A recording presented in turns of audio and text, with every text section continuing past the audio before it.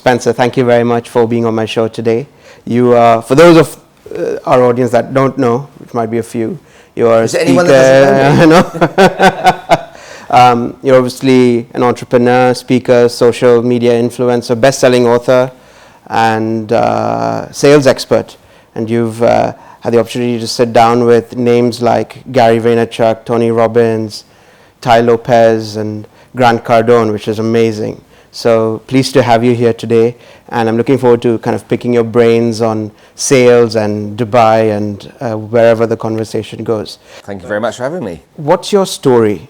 Where did things start and what brought you here? What brought me to Dubai or where I am today? Bit of both. I'm curious about both. Working class kid. Parents got divorced when I was 7 years old. Mum had to work hard to support us because my dad went bankrupt. And so I grew up in a very kind of basic and humble surroundings back in the UK. Nothing fancy, elaborate. My mum had to watch the pennies. But she was, and my dad as well to some degree. There were two people that, when I was 7 years old and this happened, they'd both lost everything. And so they had to start again and build up and create their own futures. And when you're between 0 and 7, I don't think you pay much attention to that kind of stuff. But from 7, 8 years old onwards, you start to see that, you know, people are going out and working hard and they're trying to do something. And as you get into your early teen years, you become really aware of that. And so, and I was really aware of that, you know, and it taught me that I needed to work really hard. And so I had so many jobs as a kid, you know, whether it was washing cars or cutting grass or delivering newspapers or, you know, working on a market stall or even in a bar collecting glasses. You know, when I was from the age of probably 13 to 16, I was doing that most weekends and most early mornings. And that was just because that work ethic had been instilled in me. But I wasn't a natural academic. In fact, I was terrible, like really, really bad. So I didn't get to go to university. No university would have me. So I take it you didn't particularly enjoy the school experience? Hated it. Yeah, hated it. I was bullied quite badly at school because back in my day, not many people were divorced. You know, not many people, you know, were in families where there weren't a mother and father there. So my dad wasn't there. And so growing up, I had to deal with that. And so I took my solace in sport and enjoyed that. And then the work that I could do to make money, because I got some satisfaction out of people giving me some significance, you know. You'd wash a car and someone would say, thank you very much and well done. And that meant something. As insignificant as it may sound, it meant something. And so post-school, the school days, you got a job as a trainee photocopier salesman. Right. Was in the city of London and had to go knocking on doors every day, you know. Every morning 100 door knocks and every afternoon 100 cold calls. Did you enjoy that, reflecting back on that now? Yeah, loved it. There were bad days and good days, obviously, because English weather isn't great, and if it's pouring down with rain, that's no fun. But my boss said to me, look, I need you to go and find 99 people this afternoon on the phone that say no to you. Now, when you're 18, 19 years old, you're not there questioning everything. You're like, okay, fine. And he said, and I'm like, why do I need to do that? He said, because I need you to find 99 people to say no, because they will say no until you find somebody that says yes. So do me a favor, go find 99 no's. That's all I want you to worry about right now. Now, he knew with that kind of consistency and that work ethic, he knew that I was going to stumble upon somebody that said yes no matter what.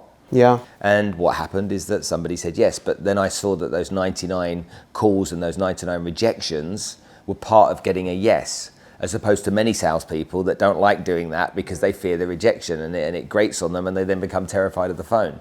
So I was conditioned as a young man, you know, I was conditioned to understand that you need rejection to find success. It's like, it's important, and so go find it, as opposed to fear it and stay away from it. So I was conditioned young, and then I just worked hard, like worked really hard. Morning, noon and night, 14 hours a day. It didn't matter what it was, how it was, when it was. I was just committed to that work. Did you feel at that point that sales is my calling and this is what I want to be doing for the rest of my life? No, I wanted to be a racing driver, a fighter pilot and a movie star. But I think that, you know, you're again, my grandparents used to say, you've got the gift of the gab and stuff like that. You'll make a great salesperson. So whether that led me there, I don't know. But I learned that selling was a skill, and I realized that skill could bring money, but also significance. That was really important to me, recognition. And I hadn't had that growing up. So getting that recognition was something I valued. So learning the skills meant I got recognized. Learning the skills meant I got significance. And so there was a reason to learn. as opposed to school, where what was the reason to learn about religious studies or history or geography or whatever. So presumably you didn't continue selling photocopiers for the rest of your career, and things transitioned quite interestingly from that. So could you just take us through that? In 1993 I got a job. I went for an interview to sell financial advice overseas, and I came back out of the interview and they said, sorry, you're too young. And so I went home to my mum, sat with her, and she's like, well, what are you going to do about it? I'm like, can't believe they wouldn't give me the job, Mum, that's just not fair. And so I decided the next day to go back, and I sat and waited for the boss of that company, the CEO. His name's Kevin Mudd, I'll never forget him. And I sat outside his office, and 4 hours later he came. He's like, what do you want? I'm like, your recruiters won't give me a job and I think I'm worth a chance. And while we were talking, we found out that his father was in hospital who just suffered a heart attack. Well, my grandfather was also in hospital and he just had a stroke. And the bizarrest twist of fate is that it was the same hospital. Wow. And so that led to further conversations. And then as we went off to the hospital, he went, okay, you've got to be in Hong Kong, you've got 7 days. Make sure you're there in 7 days' time, the training course starts. And so that was my opportunity then to go. It was Hong Kong that you... Hong Kong, Thailand, and then Malaysia at the beginning. But my first day actually on the job, picking up the telephone, it was remarkable because I'd been in London where you get 99 no's to get a yes, you know. You just get people abusing you constantly, and a huge amount of competition in photocopier sales. And then I went to Hong Kong where I made 14 meetings on my first day. I made 14 appointments, and everyone in the office was like, what's he doing? But it was just, I was conditioned to deal with rejection, so I just carried on with it. It reminds me of that scene in The Wolf of Wall Street when Leonardo DiCaprio comes into the shop that sells penny stocks, and everyone was just amazed. And it was just that fresh perspective, isn't it? Yeah, maybe it was that, yeah. Or the conditioning to face rejection. It wasn't something that I feared, and you know, I made 14 appointments, which meant I had lots of people to go see. But I had a really strict boss as well. You know, my boss was like, "You're 23. No one's going to trust you with their life savings. Here's 9 books. Go read them. If I find you in a bar, find you in a nightclub, between now and the time you summarize those books, you're fired." And so I went and studied the books, came back, went through the books with him. He's like, great. He gave me another 9 books. So 27 books later, so 3 blocks of 9, I'd learned so much about the financial market, so much about stuff that I didn't even know existed was real. I remember my first day on the job, I was like, why do people have to pay money to save money? That doesn't make any sense. But I learned about the financial markets, and my boss said to me, look, without life experience, you're going to need knowledge. And again, that's what you're going to lean into, like a young hotshot type perspective, as opposed to the old wiser guy. And that worked. And then add my work ethic on top of it, and it started to, you know, manifest into great success. Since we're talking about financial products and financial markets, one of the things I wanted to ask you about, since you know you're very much involved in sales, is what are your views on mis-selling? And did you see a lot of that when you first went into Hong Kong in this role? I don't think you know what it is at first. Yeah.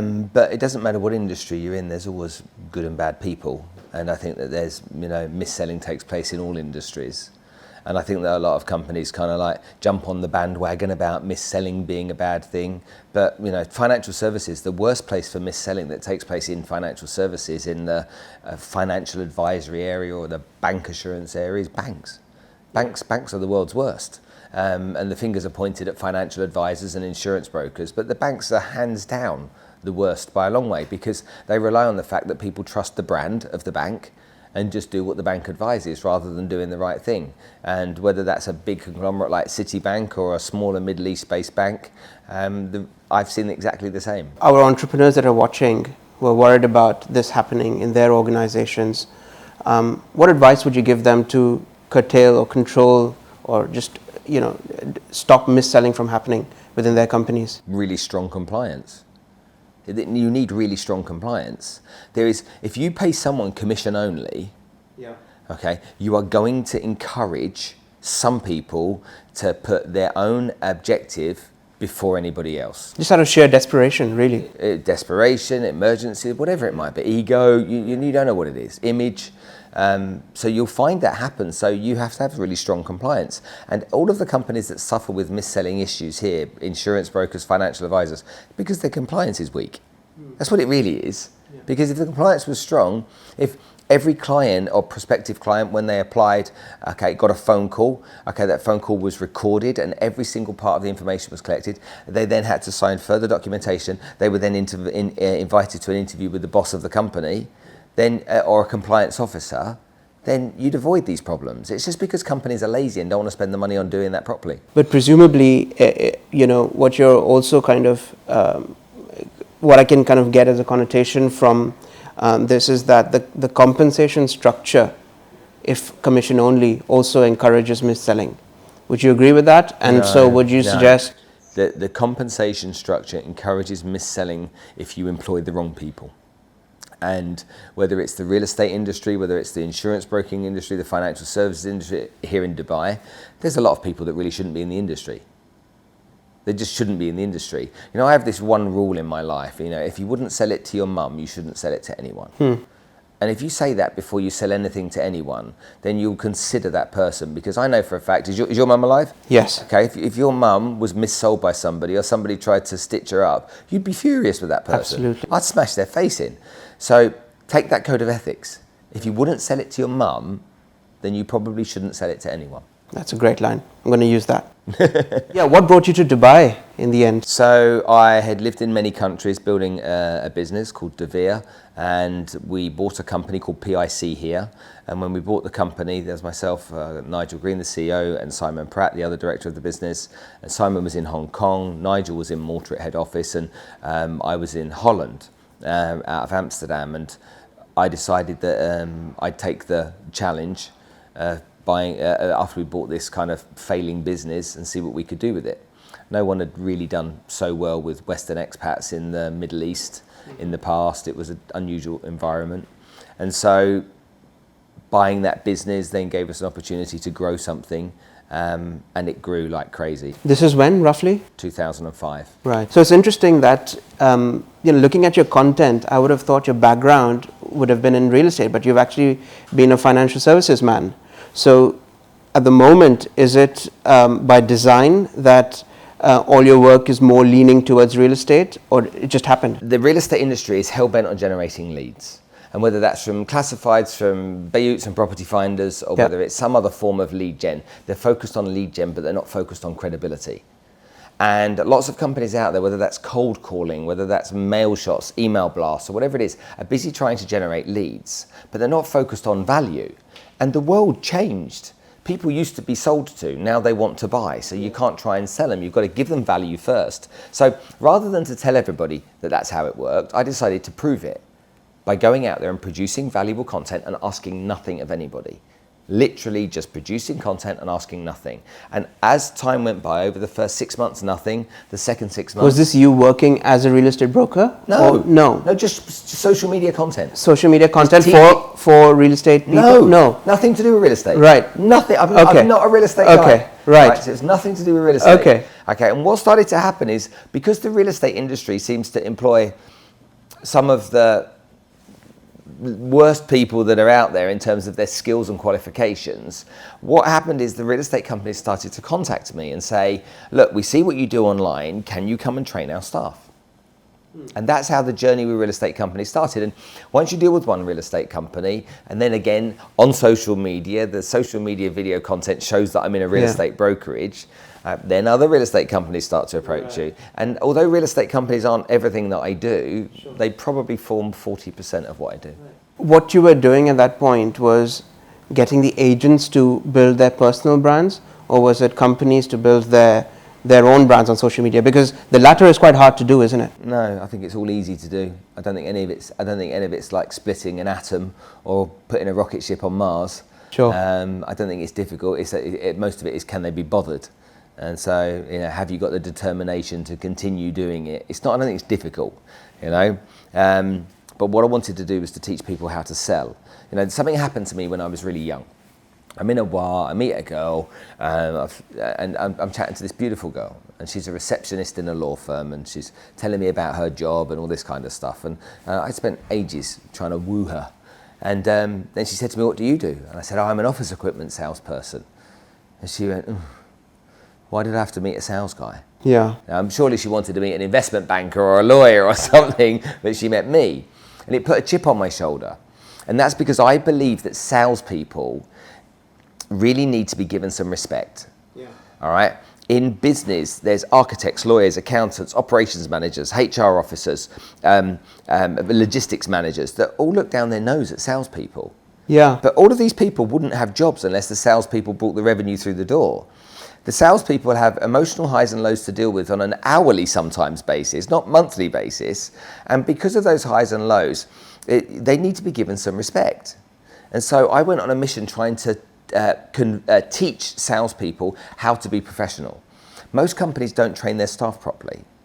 I've been in sales for 30 years. I'm one of the most successful financial advisors that's ever been. My numbers are there to prove that. And on top of that, I know how to sell. So I built a strategy out where I could teach people. Now, not everybody likes to learn in a classroom. Not everybody likes to listen to something. Some people like to take an e-learning strategy. So I built the Make It Happen University, which is 450 videos wrapped up in 26 courses, teaching everything that you need to know about selling, whether that's attitude, skills, telesales, whether that's understanding customer service, whether that's getting referrals. I mean, one of my modules has 16 referral pitches in, because I think referrals are brilliant for business. And so I wanted to give people a module or something that they could take away, look at on their phone and learn from. And so that's been something I'm very passionate about. I hate salespeople being, disrespected.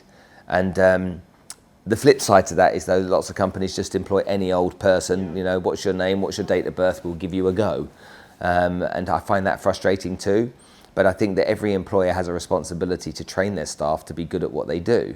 No employer should be sitting there expecting people to be good without investing some effort in that person's progress. I mean, managers, salespeople, they do well, they get promoted into a management role. You're now a manager. Okay, great, excellent. So have you been trained to be a manager? No. And so invariably they'll fail. They can't then go backwards because they'll lose face, and so they have to leave the company. Yeah. And that's just nuts. Why don't you, if someone could be a great manager, train them. Yeah. Teach them how to be an ethical and sensible, smart manager. Someone that gets the value out of other people as opposed to getting the value out of their own sales. Teach this. If you teach it, then there's some benefit. What do you think it is about Dubai that is different from other markets when it comes to sales? Or are people the same everywhere and is sales the same everywhere? I've lived in 10 countries and I've dealt with nationalities in each of those countries. And every time I go somewhere new, I get told it's different. It's not. Because people aren't different. What do you want to do? You probably want the same as me. You want to live with a family that's healthy. You want to have enough money so you can do the things you want to do. You want to live in peace. You don't want to live in war. You want the streets to be clean and tidy. Okay, you want to feel safe, you want to spend time with your family, and you want to, if you make it, you want to be in control of that. Yeah. Well, what religion or nationality doesn't want the same things? Yeah. So whether you're selling to an Indian in Dubai, a Pakistani, a Filipino, a Brit, a South African, in Brazil I was selling to Brazilians, whether you're selling to Chinese, Hong Kong Chinese, whether you're selling to, Thais, Dutch, for me, Slovakians, I've been all Egyptians, we all actually want the same thing. So I don't think it's different. So then my follow-up question to that would be, why Dubai? Why have you stuck around? Why have you made Dubai your base? A number of reasons. Number one, it's easy. I've been here 15 years. The airport's fantastic, communication's great.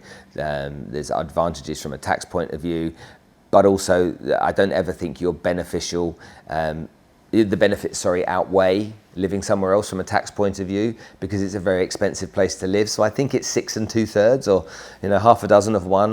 I just think that there isn't the big advantage from a tax point of view that we assume. I like that it's safe, even though I've been burgled twice since I've lived here.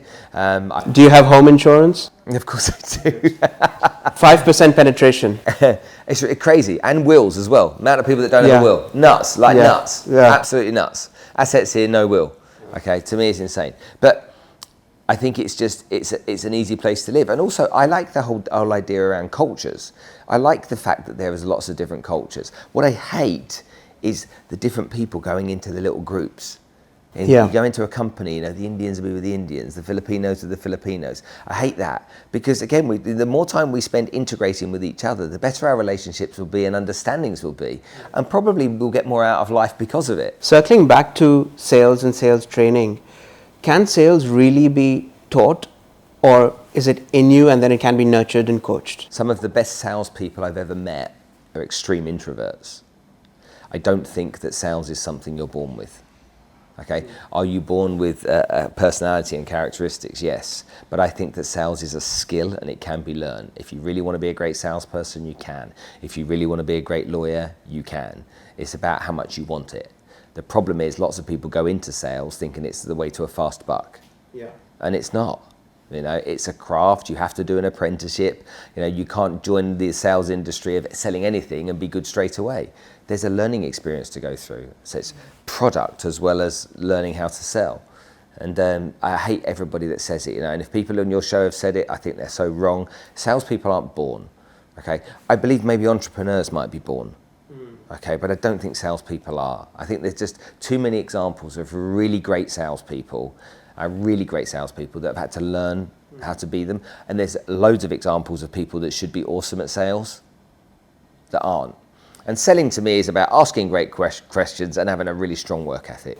But is the acid test then if you're enjoying it or not? Because if you hate sales, then presumably any level of teaching is not going to get you there. That's right, yeah. You've only got, I mean, if you're going to learn something, you've got to learn it because you want it. I didn't learn those subjects at school because I didn't want to.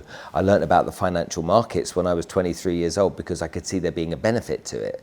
So it's the same as anything. But I suppose an argument could be made with the angle that if someone's actually taught to do it properly, they might actually learn to enjoy it afterwards. Yeah. But also it doesn't just apply to your job, does it? You know, my eldest daughter's at university. She's going to go for a job interview when she leaves university. Yeah. She has to sell herself. Yeah. You know, if you and I are running a business, let's say it's an engineering business, Yeah. and you and I have got teams of people, we have to sell our ideas to our teams. Yeah. So it's not, selling isn't just about, you know, the stuff that you do to try and get a transaction made. All the way up to the president or prime minister of a country, right? Yeah, completely. How would you address, because at the moment your core role is to be hired by companies to help train their sales staff, would that be correct? Yeah. How would you address the argument that, you know, let's say a real estate company hires you, do you feel like you don't have the credibility, or if someone makes the argument that you don't have the credibility because you've never sold real estate before, or you're not walking the talk at the moment, if that were raised to you as an objection, how would you respond to that? It isn't raised as an objection because I've demonstrated enough in the training that I've done that I'm able to, when you say real estate, cars, houses, it doesn't matter what you're selling, I think it's all the same. And so I've got to help you understand what you need, make you want it more, and then find a solution to that. So I don't think being in real estate is any different to selling anything else. It's just, do you understand human relationships? Do you understand how you interact? Do you understand how to ask great questions? And whether it's insurance, financial services, or, you know, real estate, I think it's the same. And I think that anybody that wants to throw that argument at me and say you're not credible in our industry, then, you know, I'll ask them why their employer hired me. Yeah. And if it's the employer saying that, then they won't hire me, will they? Sure. But there's enough companies that I've transformed, enough salespeople that I've transformed to demonstrate I do know what I'm doing. Is it training or coaching? Is it formal presentations or is it one-on-one coaching? What do you think is more effective? I think one-on-one coaching people get more out of, but my time's very expensive, and so I have to train in group format. What next? So you're doing all of this content, you're everywhere. I was talking to somebody and saying that you're going to be on my show, and the feedback they had was, he's everywhere, we see him everywhere. So you're clearly doing that very well. What next? Where do you see your kind of career going? What do you want to do 5 years from now, let's say? I founded a company called the Blue Sky Thinking Group, and that company now has grown from its humble beginnings 6 years ago to a business now that's valued at over $100 million. So at some stage there'll be an exit from there, and I'll be looking to invest in other projects. I'm a workaholic, so I don't think I'll ever be the guy that's sat back, you know, on a beach sunbathing. I just don't think. Do you think you'll retire in the traditional sense of the word? My dad just retired. He's 75. He just retired. He said, right, enough. I don't know. Maybe not. I don't know. I'm not motivated by money. So I'm fortunate enough to have made lots of money, but I'm not motivated by it. And there are other things that matter to me. And so the future really is within the work I do on socials is to continue to bring value to people as much as I can. I get a lot of joy out of running my podcasts and shows. Next weekend I'll be hosting a speaking at an event called Cha-Ching 3.0 where I've got Les Brown coming to join us, and John Pemberthy and Kane and Alicia Minkus, great people that do great training. John Pemberthy is just an incredible webinar expert. Kane and Alicia are like this dynamic duo of husband and wife that help people grow their businesses. And Les Brown, at 75 years old, is still up on stage motivating and inspiring people from his very humble beginnings. So yeah, I enjoy the speaking events that I do, and I'll continue to do those. And where anybody wants me to add value is probably where you'll find me. Excellent. Spencer, that was great. Thank you very much for being here today. Thanks for having me.